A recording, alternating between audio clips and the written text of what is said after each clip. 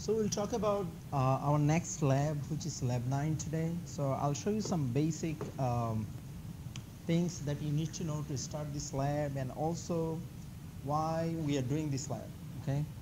Now, in this lab, we'll be using a different software other than Word, Excel. We have used so far until lab 8. So we create some flowcharts using this software. Okay. Now the flowcharts are actually very important. If you are from in any engineering major, this is very important, and we'll talk about the flowchart first. We'll show you how the flowchart look like and what exactly we are trying to achieve using the flowchart. These are some visualization tool. Okay, a lot of engineering process cannot be described without the flowchart, because you want to just draw something to explain things instead of just writing. Okay, so sometimes we try to tell a lot of procedures, processes, engineering processes using the flowchart, and sometimes we want to tell that at this process we will make a decision. You know, if this is yes, we do something. If this is no, we do something else. So it also shows all the steps you will be doing in, let's say, to complete the whole procedure somewhere. So the objective of this lab is to observe how a flowchart can be used to visualize a process. So we are not heading towards any specific procedure, because I know that most of you are from different majors. Somebody's from computer engineering, somebody's from electrical, mechanical. So you have different concepts and things, but the flowcharts is used almost in everywhere. Okay, so we'll try to draw some basic flowchart, which will at least give you some understanding of how the flowchart is drawn and how we can describe the procedures, meaning the processes, using the flowchart. So again, we use a software to draw the flowchart. Before we go to the software, let me show you a very basic example of a flowchart, which pretty much I think we all should understand. Let's say we are trying to create a procedure to answer this question. Okay, what is the question? The question is, how would you describe the process of computing the difference of two numbers? Okay, that means let's say you have two numbers and you just have to tell the difference of two numbers using a procedure, which is very simple. We all understand how to find the difference, right? But let me show you how exactly you can draw the flowchart to explain it and what we can achieve with this. Now, before we start the procedure, what we do is we try to write down the steps first, just in plain English. Okay, so what do? At the very beginning, you request for number 1, right? Because you need two numbers to find the difference. So you will request the number 1. Request from whom? Request from the user. Okay, let's say the procedure, let's say, is run by a computer, and the computer is asking or requesting you as a user to give it the first number 1. Okay, which we'll call as num1 in short. So that would be our first step, right? The step 2 would be requesting the second number, right? We'll call it num2. Okay. Then once you have both numbers, meaning once your computer has these both numbers, the computer will do this. It will find the difference, right? Number 1 and number 2, it will find the difference. To find the difference, all it does is what? Just do a subtraction, right? Then, once it does the subtraction, it can tell you this. If the num1 is greater than num2, you tell, okay, your computer will do, like, let's say, compute num1 minus num2. Okay? That means if num1 is greater, you are subtracting from the lower number from the, I'm saying the lower number from the greater and higher number, right? And then you record the result in result. Otherwise, that means if num1 is not greater, then what is greater? Num2, right? Then you do the other way, you just compute and record num2 minus num1 because num2 is greater, okay? And then you record the result again in somewhere called result. And then you report a result. Now think about this procedure. This is a very simple procedure. All you are trying to do is you are just asking or requesting two numbers from the user who is operating the computer, and the user is giving two different numbers, number one, number two, and then computer is doing the subtraction, okay? Now it is actually doing the subtraction based on the greater number, right? It's always subtracting the lower number from the greater one, okay? And that's all it does. And then once the subtraction is done, the result is stored in something called result, right? Meaning result is recorded. Very simple. I think we all understand this procedure in plain English. Now let's say if you have to draw the flowchart to explain this procedure. This is probably a very simple procedure. Most of the people will not probably even need the flowchart to understand it, but we are using it as an example. Remember, a lot of engineering procedures are not so simple, right?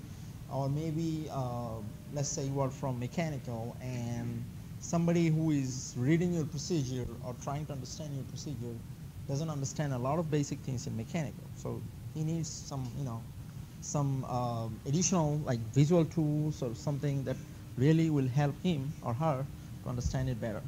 Now, this is exactly how you draw this. So remember, we just talked everything in plain English, right? Now we are just showing everything in flowchart. Now, let me show you how exactly what we have seen in plain English is also here described using the flowchart. So every time when you start a flowchart, you always start with something called a start. Now, as you are here, did you notice that there are plenty of different symbols, right? And a lot of symbols are different, right? They are like, they look different. There are meaning of this, okay? For an example, if you have to start, you always use something like this. Look at the start and look at the end. They are pretty similar, right? Because this symbol actually tells you are starting or you are ending the procedure. In the middle, all of the things that you do, like request a number or do something like subtraction, do an addition, or do something, which always look like, so take the input look like this, okay? You see this, this is like, you see this symbol? These symbol are for the taking the input. So you first took number one, and then you took number two. You see these arrows? The arrows are actually telling you which direction your procedure is going. And then once you are done with both numbers, your computer will actually compare both numbers, right? Now, do you see this diamond symbol?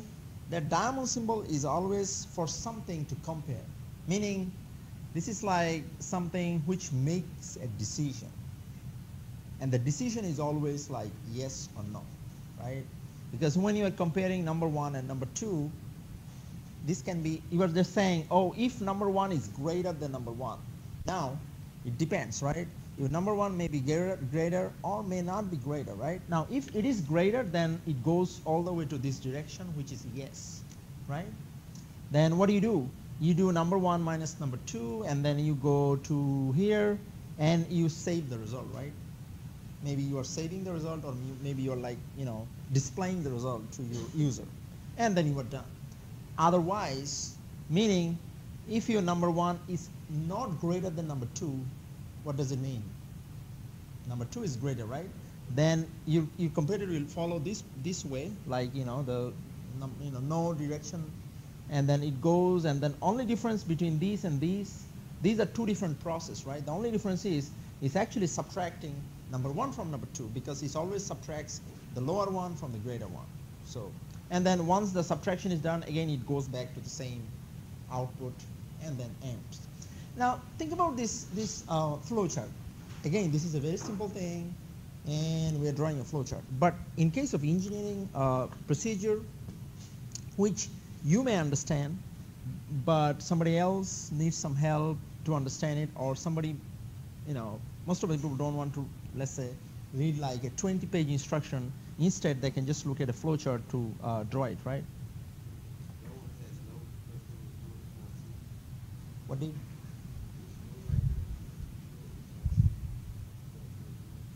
Are you talking about the no direction? Yeah. Yes. Yeah. So that means if this condition is not true, you are actually going to this direction. That means that what do you mean by this condition is not true? You are just saying that number 1 is not greater than number 2, right? That means what? Number 2 is actually greater.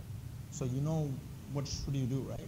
So again, as you can see that these symbols are different. Each symbol has a different meaning, and once you start drawing the flowchart in your major, maybe any engineering major, you will know exactly which symbol to use when, okay, based on your exact what you are trying to. And this is also good because a lot of times the visual, presentation is much more stronger than just writing. So we always like flowchart and want to use flowchart in any of the engineering discussions. Now the flowcharts are very easy to understand, as I said before, and it shows all the process and procedure in one page most of the time, because sometimes it's hard to explain things like in brief, like our flowchart. Also, it makes things simple for the reader, for the user, and also it's a good communication, because you might be writing a procedure which is a very complex procedure, but it's, using the flowchart you can explain it much easily to your reader. And also you can document things using the flowchart. And this is also like a mapping, depending which problem you're trying to solve, it actually can help a lot. So again, here are some basic of the flowchart. We already, I think, have talked about this, but I just want to make sure we understand. See, the flowchart symbols are different. So based on what you are doing, we use different symbols. For example, to start and to end any procedure, we always use a symbol like this oval shape, rounded rectangles, okay? So this always means you are starting or ending, okay? Now, when you are doing any action, remember, what are the actions in our example? Subtraction, right? You did the subtraction. That was your action, right? When you do any kind of action, and again, action depends based on your engineering major and what exactly we're trying to do, but any type of action or task you are doing is always like a rectangle. It's a pure rectangle, right? So this is like our action symbol, okay? And anytime you are making a decision, most of the time, yes or no decision, I think you have seen this symbol as well. You use a symbol like this, which is like a diamond shape symbol, okay? And in this case, we have 2 or more arrows that label the outcomes of the decision of the question. Because at this point, you see the question, probably whatever the question we had, our answer is either yes or no, right? But remember, in the real life, you might have a question which has more than yes and no, right? It might have something else other than yes and no. So you can have like 3 arrows outgoing, you see what I'm saying, instead of 2. So that's not a problem. Now,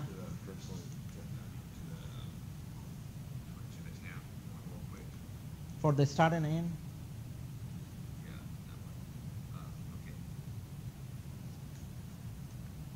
I'll get back to all of this. Again, this is a presentation you already have in your pause under the Lab 9 section, meaning the Unit 5 section.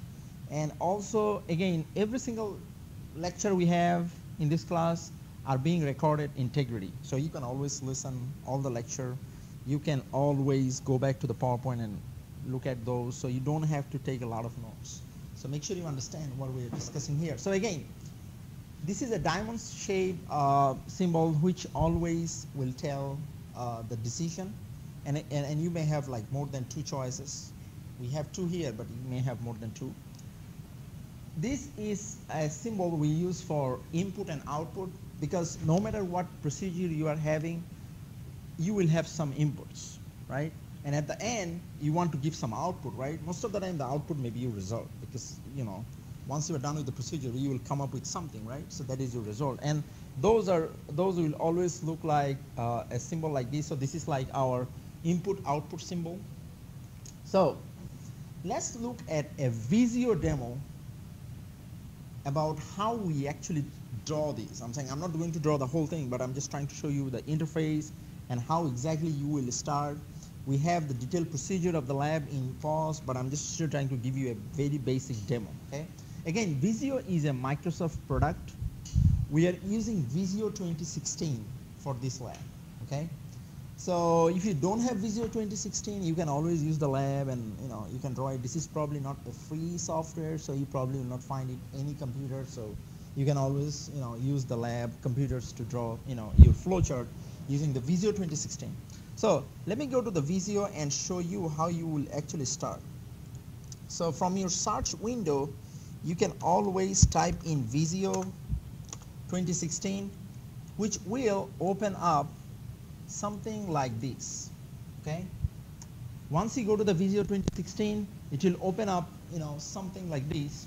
So since this is our very introductory lab about the Visio, we'll actually use the basic diagram. You can use the other ones once you have some idea about the Visio. So you can always select the basic diagram, which will open up something like this. Okay, now as you can see in this interface, at the left side, you pretty much have all the basic shapes you will need. Remember the shapes you have seen in the flowchart? So you see here at the left side, you pretty much have all those shapes. Okay, so you can use the shapes, and a lot of times you use the the design tab. I'm saying the grid tab. So you go to the view mode first, and you change, you activate the grid mode, so you can see the grids. The importance of having the grids is interesting, because if you have a grid, when you are drawing the lines, it's easier to see whether you are drawing it vertically or horizontally accurately, since you have something like grids.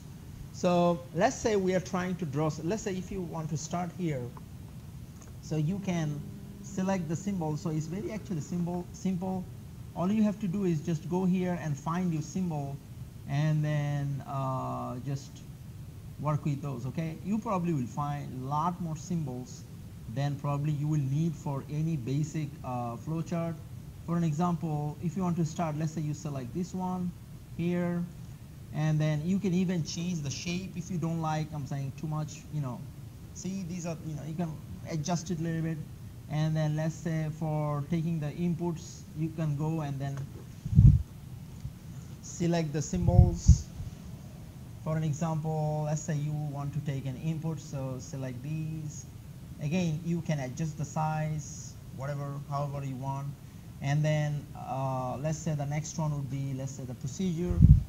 So for an example, or maybe once you get the input, maybe you want to make some decisions, so take the diamond symbol here.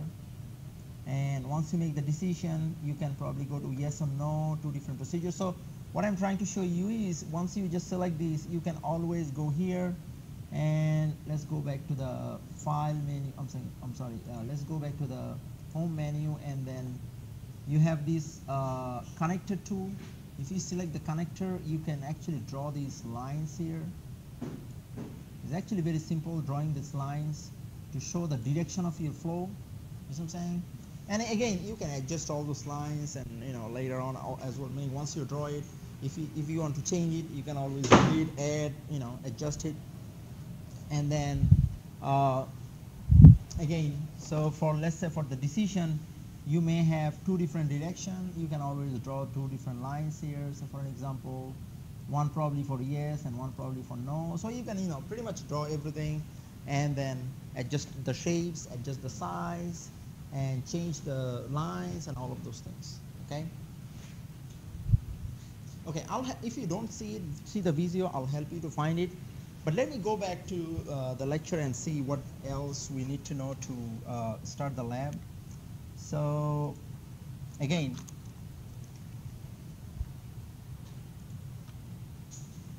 this lab is like a project which is located under the Unit 5 Microsoft Visio section.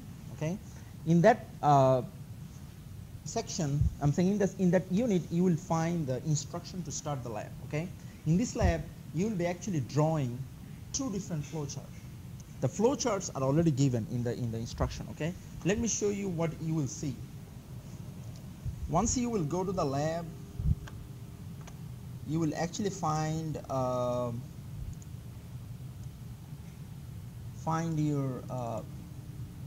your lab like these. So now here in this instruction, we actually gave you all the hints and steps you need to know to start the Visio. Meaning once you start the Visio, you have to just go to View tab, change the interface a little bit, change some of the options so that you can see it however you want. Once you have those, you follow some steps to draw those flowchart, and at the end you actually submit the flowchart into the Dropbox, into PAWS Dropbox. Okay. Now we also have drawn the flowchart for you. So this is the first flowchart you will be drawing for this lab using the Visio. As you can see in this flowchart, these are the symbols you already know, right? And you have to draw the directions. Also, you have to add the texts inside those boxes. In the instruction, remember at the first page we have first and second page we have some instructions. We actually mentioned how to add the texts as well. So you can pretty much add those texts. This is the text, and this is the second one. So you will pretty much end up having these two flowcharts, and then submit the flowchart into the Dropbox. Okay, then you should be done with this lab. Now again, so again we have the instruction there. Follow the steps, draw the flowchart. There will be two different flowchart. You can draw everything in one file, or you can use two separate files, and you can upload two separate files into Dropbox. Okay. So once you finish, upload it into the Dropbox, and we will be using a software called Visio 2016. If you don't see the Visio 2016, go to the search tab and type in Visio 2016. You should be able to see the software and click it. Okay, to start and follow these procedures. Let me stop this presentation here. I'll help you if you don't find the Visio 2016 in your computer.